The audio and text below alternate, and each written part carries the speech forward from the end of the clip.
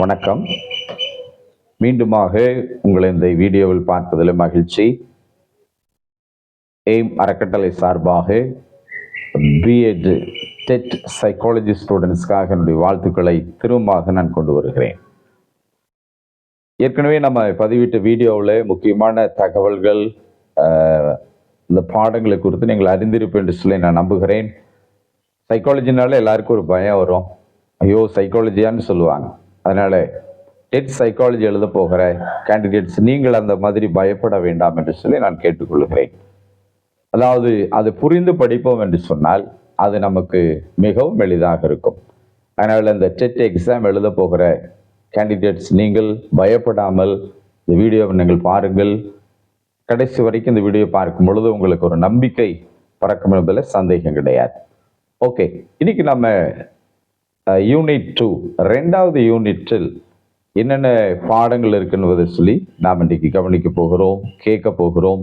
தயவு செய்து என்னோடு கூட நீங்கள் இந்த வீடியோவை நேரம் செலவிட்டு கவனிக்கும்படி அன்புடன் கேட்டுக்கொள்கிறேன். I request all the TET exam candidates and I welcome you for this second unit video. Okay. இந்த செகண்ட் யூனிட்ல பார்க்கும் பொழுது அதனுடைய தலைப்பு ஹியூமன் growth அண்ட் டெவலப்மெண்ட், அதாவது மனித வளர்ச்சியும் முன்னேற்றமும் என்ற தலைப்பு. எப்பவுமே தலைப்பை நாம் சரியாக புரிந்து கொள்வோம் என்றால் மீதியெல்லாம் நமக்கு புரிந்து கொள்வதற்கு ரொம்ப ஈஸியா இருக்கும். So just inculcate the topic, இந்த தலைப்பை மனதில் நன்றாக நீங்கள் பதித்துக் கொள்ளுங்கள். Human growth and development. ஆங்கிலத்தில் சில வேளை நீங்கள் தடுமாறலாம், புரிந்து கொள்வதற்கு கஷ்டமாக இருக்கும் என்றால் தமிழில் அந்த தலைப்புகளை நீங்கள் மனனம் செய்து கொள்வது நல்லது. மனித வளர்ச்சியும் முன்னேற்றமும். First of all the interaction of nature and the nurture. அதாவது நேச்சர் என்றால் இயற்கை, நர்ச்சர் என்றால் பராமரிப்பு. அதாவது இயற்கையும் பராமரிப்பும் என்ற தலைப்பில் சிலதை நான் உங்களுக்கு சொல்ல விரும்புகிறேன். Okay, what is the definition for the interaction of nurture and nurture? What exactly do we mean when we talk about nature and nurture? To better understand the nature vs nurture argument, it helps to know what each of us these terms means. இந்த nature and நர்ச்சருக்கு இருக்கிறதான அந்த வித்தியாசத்தை நாம் சற்று புரிந்து கொள்ள வேண்டும். இயற்கை என்பது என்ன, அந்த இயற்கையினுடைய காரியங்கள் என்ன என்பதை நாம் புரிந்து கொள்வது நமக்கு நன்றாக காணப்படும். Okay, and also just we can step into the concept. அதனுடைய கருத்து என்னவென்பதை குறித்து நாம் பார்க்கலாம். என்னோடு கூட நீங்கள் அதை கவனியுங்கள். நான் வாசிக்க இந்த போர்டு கூட நீங்கள் பார்த்து கொள்ளலாம். இன்னைக்கு நான் விளக்கம் கொடுக்கிறதான, டெஃபினேஷன் கொடுக்கிறதான எல்லா டாபிக்ஸ் இதில் வரிசையாக எழுதப்பட்டிருக்கிறது. இந்த போர்டு நீங்கள் ஒருவேளை பார்ப்பீர்கள் என்றால் கூட நீங்கள் ஒரு நோட் மேக்கிங் செய்து கொள்ளலாம். நோட்ஸ் எழுதி கொள்ளும் பொழுது உங்களுக்கு புரிந்து கொள்வதற்கு ஈஸியாக இருக்கும். இந்த தலைப்பின் அடிப்படையில் நான் பேசி கொண்டிருக்கிறேன். அது உங்களுக்கு புரிந்து கொள்வதற்கு ஈஸியாக இருக்கும். Okay, let as consider about the concept. Concept என்றால் கருத்து. Okay, nature refers largely to our genetics. It includes the genes we born with and other hereditary factors that can impact how our personality is formed and influence the way that we develop from childhood through adulthood. வாசித்தது உங்களுக்கு புரிந்திருக்கும் என்று நினைக்கிறேன். தொடர்ந்து நான் இன்னொரு காரியத்தை வாசிட்டு பிறகு தமிழில் விளக்கம் கொடுக்க நான் விரும்புகிறேன். The nurture encompasses the environmental factors that impact who we are. This includes our early childhood experiences, the way we were raised, our social relationships, and the surrounding culture. Okay, the concept, இதனுடைய கருத்து என்னவென்பது உங்களுக்கு புரிந்திருக்கும் என்று சொல்லி நான் நம்புகிறேன். What is the nature and what is the nurture? Nature என்பது இயற்கையாகவே இருக்கக்கூடியதான ஒரு விஷயம்.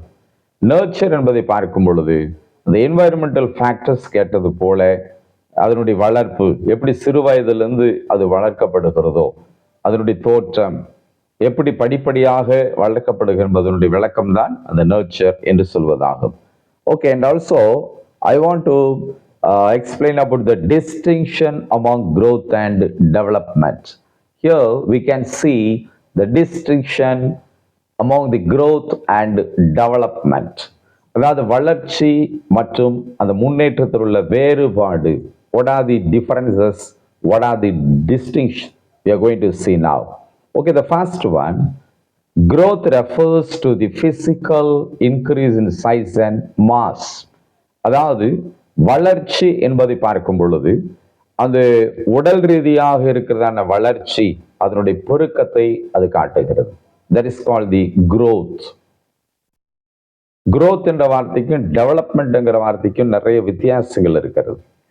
growth என்று சொன்னால் உடல் ரீதியாக வளர்ந்திருக்கிறது, அதாவது ஒரு சிறு பிள்ளையிலிருந்து பெரியவர் வரைக்கும் வளர்ந்திருக்கிற அந்த ஸ்டேஜ் தான் growth என்று சொல்லலாம். ஓகே, டெவலப்மெண்ட் என்பது பார்க்கும் பொழுது அது முன்னேற்றம் அல்லது வளர்ச்சி என்று சொல்லலாம். வளர்ந்திருக்க வேண்டும், அதாவது முன்னேறி இருக்க வேண்டும். Development signifies the holistic improvement in functioning and capabilities.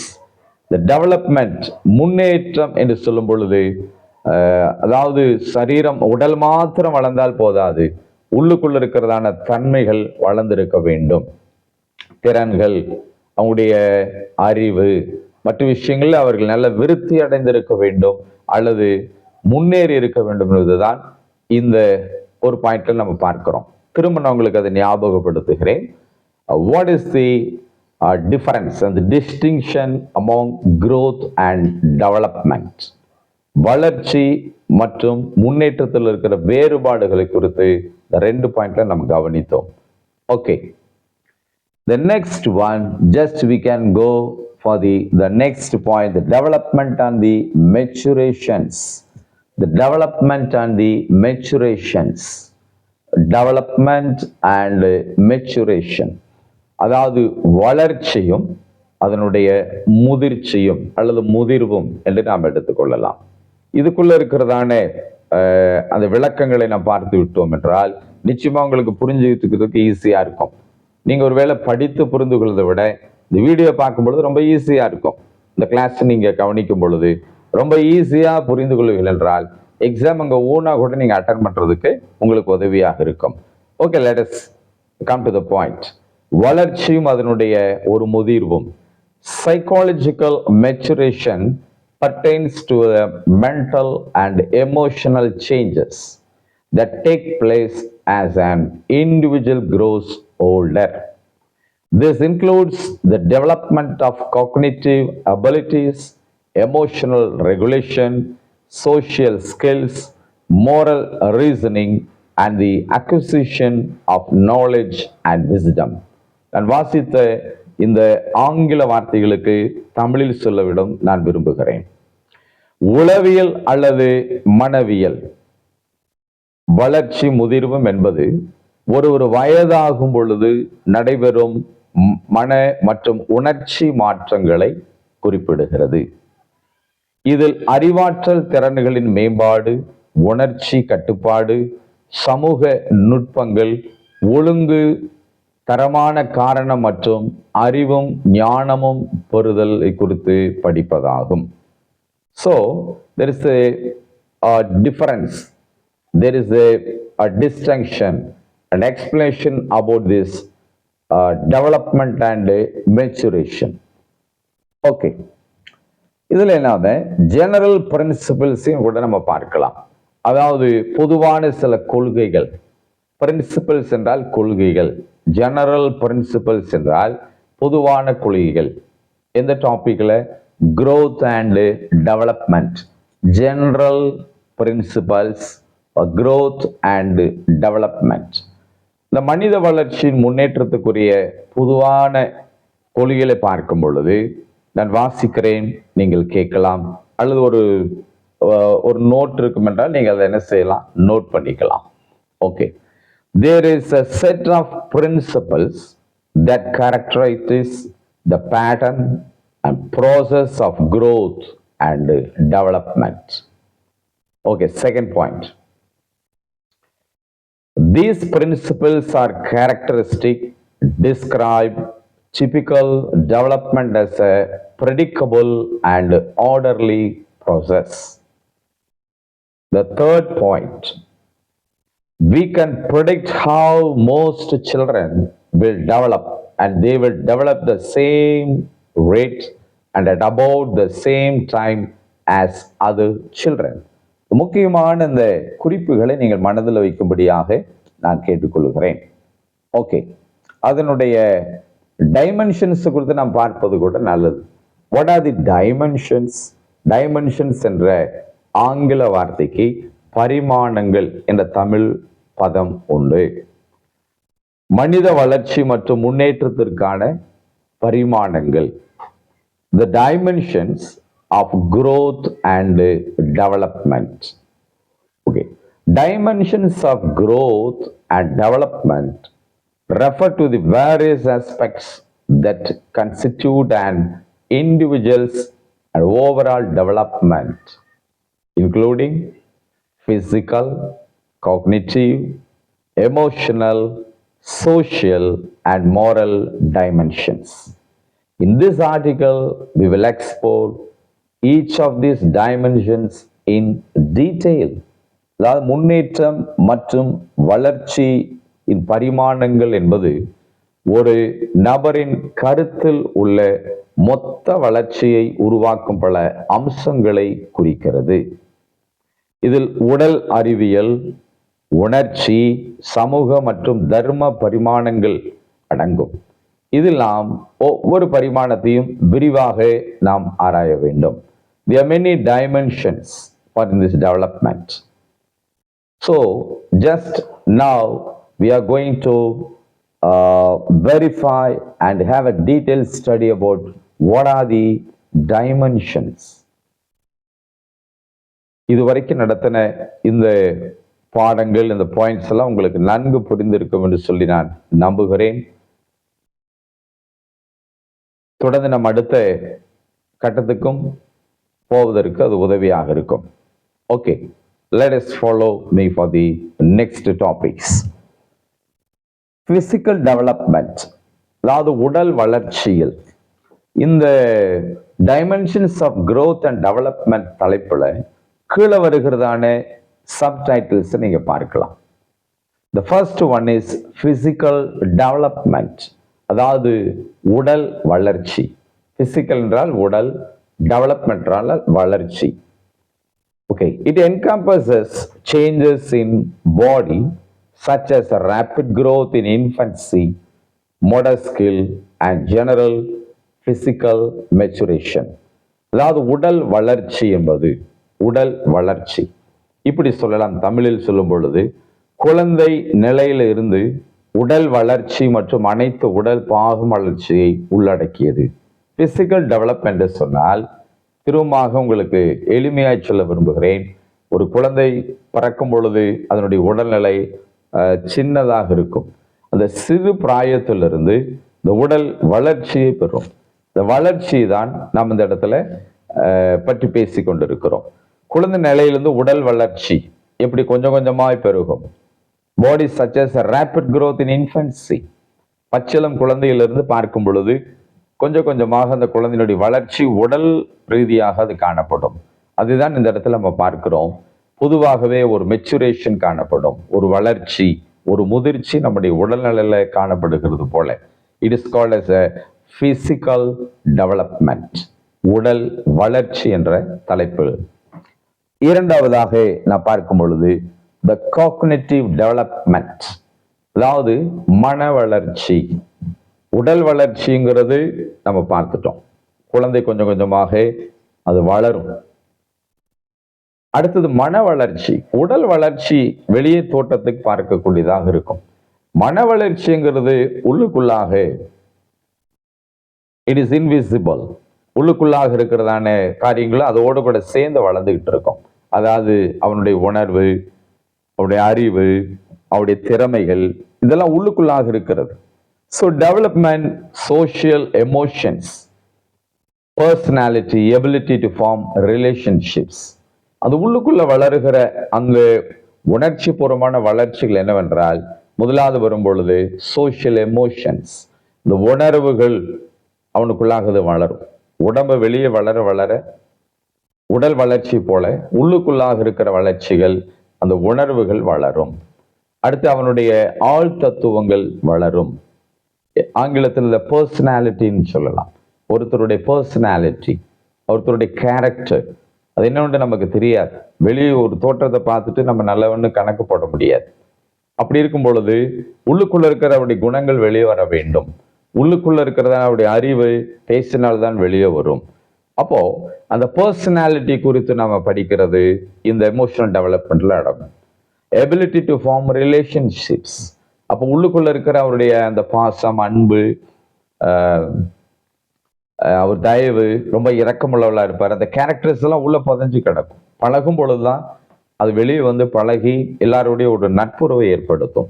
So the second point, the third point is the emotional development, அதாவது உணர்வு பூர்வமான வளர்ச்சி. இப்பொழுது நாலாவது பாயிண்ட்டுக்கு நம்ம போகலாம். The fourth point is the moral development. Once again, I'm going to repeat the subtitles of the dimensions of growth and development topic. The first one is the physical development, உடல் சார்ந்ததான வளர்ச்சி. The second one is cognitive development, மன வளர்ச்சி. The third one is the emotional development. Emotional, உணர்வு பூர்வமாக அவங்க develop ஆகும். The fourth one is moral development. What is moral? ஒரு நீதி, இல்லை ஒரு நெறிகள், நீதி நெறின்னு சொல்லலாம், அதனுடைய வளர்ச்சி காணப்பட வேண்டும். அதாவது நல்லது கெட்டது, it is good and it is bad, இது கரெக்ட் அப்படின்னு நம்ம சில ஜட்ஜ் பண்ணுவோம், சில தீர்ப்பு சொல்லுவாங்க.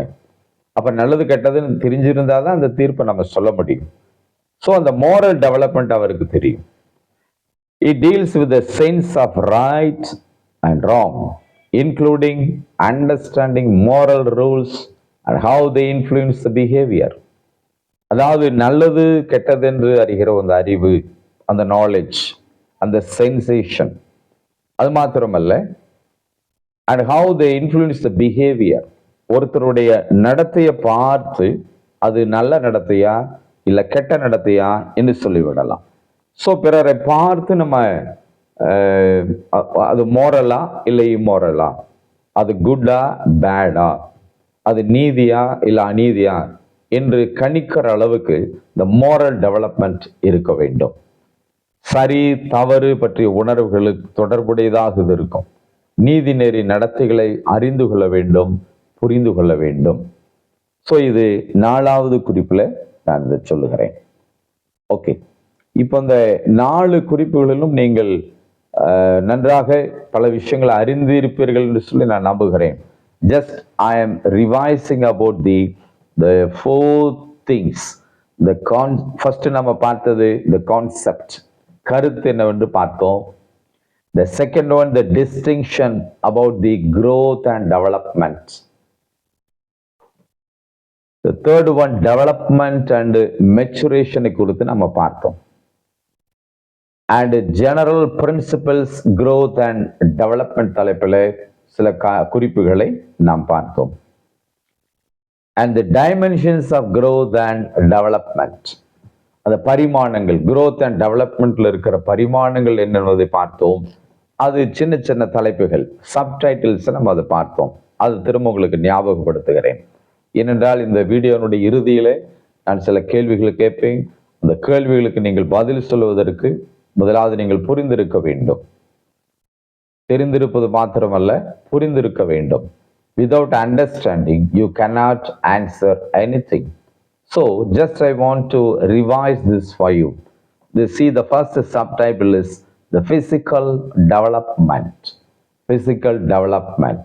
Yeah, our outer look is called the physical, the body status, from top head to the soul, from scalp to skull. உச்சந்தலையிலிருந்து உச்சி வரைக்கும் ஒரு வளர்ச்சி இருக்கிறது. That is called the physical development. And also we thought about, we devote about the cognitive development.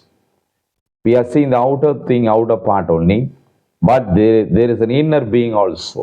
Inner being also. So the inner being contains the character, the feelings, the affection, the angry, the sensational, and everything. So we need a development in the cognitive development also. The third one, we thought about the emotional development. Yes, emotion is very important. The feelings is very important. The feelings should be developed. Yeah, even from small child to the aged person, everyone we have feelings. Even animals also having feelings. So the feelings should be developed. That is called the emotional development. So by this emotional development, we can build our personality and relations. Or suppose we want to help a friend, the good character. After receiving your help, that friend will have an attachment with you. So your relationship will be built day by day, day by day. நீங்கள் அவங்களுக்கு உதவி செய்கிறங்கிற ஒரு feelings இருக்கும் பொழுது, உதவிகளை பெற்ற அந்த நபர், அந்த உதவி பெற்ற சகாயம் பெற்ற அந்த நபர் நாளுக்கு நாள் உங்களோட கூட தொடர்ந்த ஒரு ஃப்ரெண்ட்ஷிப்ல வருவார். So it will build a relationships also. Okay, that last we can revise about the moral development. Moral development. நீதி நெறிகள் என்று தமிழில் நான் சொல்லியிருந்தேன். Moral is very important. For suppose, for an example, if you go to a school, the morning assembly prayer time, the teachers will say a moral story for the students, or at least 5 minutes or 10 minutes. The moral subject. The moral is important. If you give the moral, you can save the students from the immoral. The moral will contain the good things, the good concepts, good illustrations. So when you share the moral stories to your students, the students will hear that moral, so that they will be fed with the good things, the good tidings. And so the mentality of the children will be in a good manner. நல்ல கதைகளை, நீதி கதைகளை நீங்கள் சொல்ல சொல்ல உங்க வகுப்பனுடைய பிள்ளைகள் அதை கேட்டு நல்ல விஷயங்களை அவர்கள் உட்கொள்வார்கள். நல்லதாகவே உள்ள போச்சு அப்படின்னு என்றால் அவங்களுடைய சிந்தனைகள், எண்ணங்கள் எல்லாம் நல்லதாகவே வரும். ஸோ த இன்புட் கரெக்டாக இருக்கும். You should feet your children, your students with the good things. After the good things, hearing the good things, really, surely your students will be in the good manner. நல்லதை கேட்க கேட்க நிச்சயமாகவே நல்ல மாணவர்கள் என்று அவர்கள் பேர் எடுப்பார்கள்.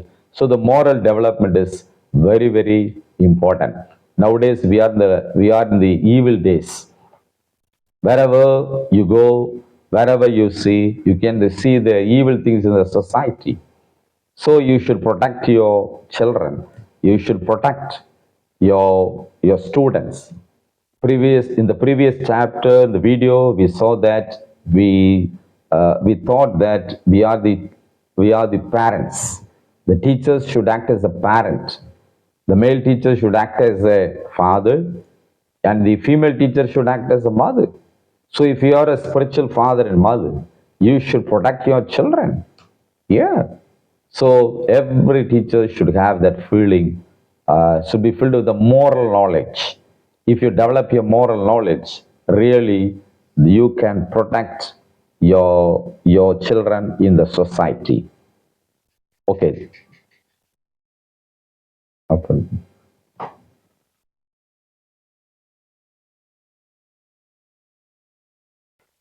அடுத்தபடியாக phases of development tasks என்ற தலைப்பில் நாம் சில முக்கியமான காரியங்களை பார்க்க போகிறோம். Yes, now we are going to concentrate about the phases of development tasks.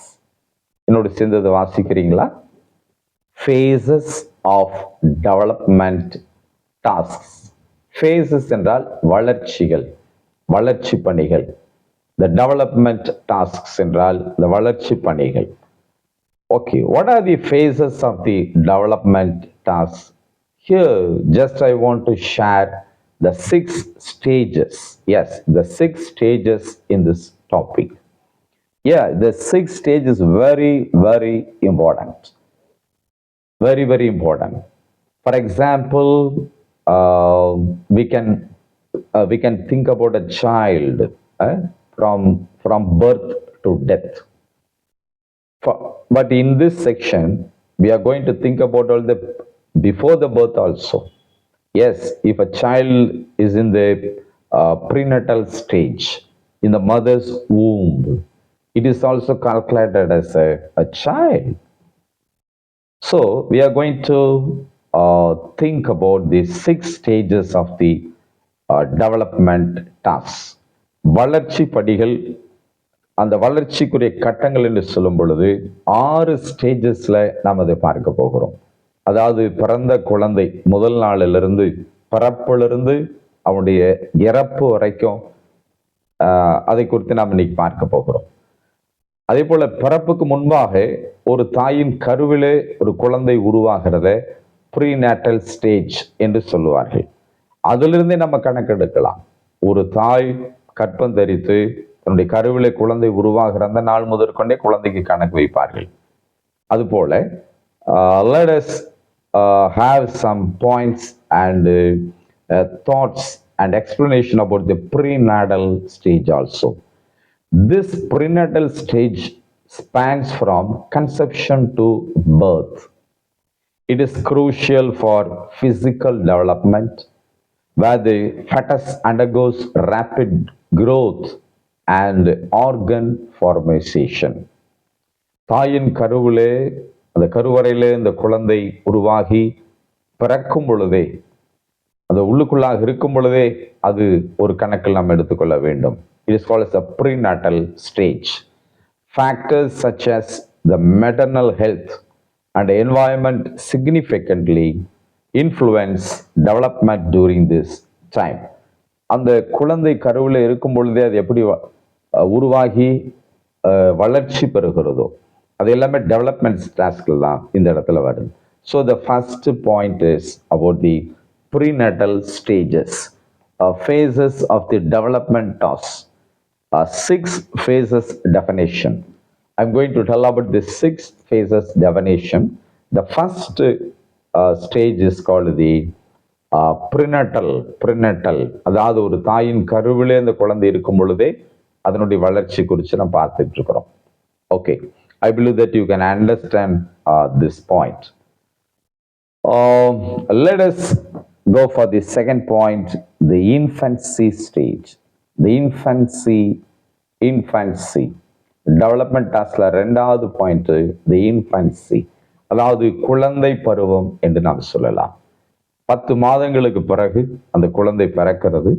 பிறந்த நாள் முதற்கொண்டு அதனுடைய வளர்ச்சி படிகளை பார்க்கும் பொழுது படிப்படியாக இருக்கும். அப்போ அதை இன்ஃபன்சின்னு சொல்லலாம். இன்ஃபன்சி என்றால், இன்ஃபன்ட் என்றால் பச்சிளம் குழந்தை. அந்த பச்சிளம் குழந்தை பருவத்திலிருந்து பார்க்கும் பொழுது அந்த பிறந்த நாள்ல இருந்து ஒரு 2 வயசு வரைக்கும் பார்க்கலாம். From the day of birth to 2 years, up to 2 years, 2 வருடங்கள் வரைக்கும் அந்த குழந்தையினுடைய ஸ்டேஜ் நம்ம பார்க்கும் பொழுது இன்ஃபன்சின்னு சொல்லலாம். இன்ஃபன்சி, பச்சிளம் குழந்தை பருவம் அது. Infants experience rapid spiritual growth and significant brain development. Infants பார்க்கும் பொழுது ரொம்ப வேகமா பிள்ளைகளுடைய உடல் வளர்ச்சி காணப்படும். ரொம்ப வேகமா, அது குறிப்பாக உடல், அதனுடைய எலும்பு, அதனுடைய மூளை, உடல் உறுப்புகள் எல்லாமே சேர்ந்து இணையாக வளரக்கூடியதான் அந்த stage. They learn to trust caregivers through consistent care and develop basic motor skills. அந்த பச்சிளம் குழந்தையிலிருந்து அந்த 2 வயசுக்குள்ள பார்க்கும் பொழுது தன்னை பராமரிக்கிறவர்களுக்கு அது அதிக அக்கறை கொடுக்கிறவளோ அது நம்பும். Yes, the child, the infant baby will depend and trust the caregivers, whether it is a father, a mother, are any servants, வீட்டில் அப்பா இருக்கலாம், அம்மா இருக்கலாம், அவங்களுடைய அரவணைப்புல, அவருடைய பராமரிப்புல அந்த குழந்தை வளரும் பொழுது அந்த குழந்தை அவர்களை நம்பும். சில வீடுகளில் ஆயாமார்களை வைத்து வளர்ப்பார்கள், வீட்டு வேலைக்காரிகளை வைத்து குழந்தைகளை வளர்ப்பார்கள். The maid servant, those who are taking care or nursing the child, so the child can depend those who are acting as the caregivers, whether it is a father, a mother, or a maid servant or male servant, or a grandfather or a grandmother, or other relations in the house. So இந்த குழந்தை பருவத்தை பார்க்கும் பொழுது 2 வயசு வரைக்கும் நம்ம எடுத்துக்கொள்ளலாம்.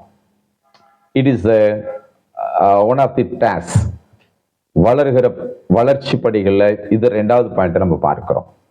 Okay, let us go for the 3rd point, the early childhood.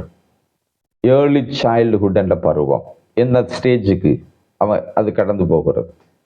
அது ஆங்கிலத்தில் பார்க்கும் பொழுது பாலகர் பருவம். பாலகர் பருவம், பிள்ளைகளை கொண்டே நம்ம பால்வாடி சேர்த்துவோம் இல்லைங்களா, அந்த ஏஜ் தான் பாலகர்னு சொல்லுவோம்.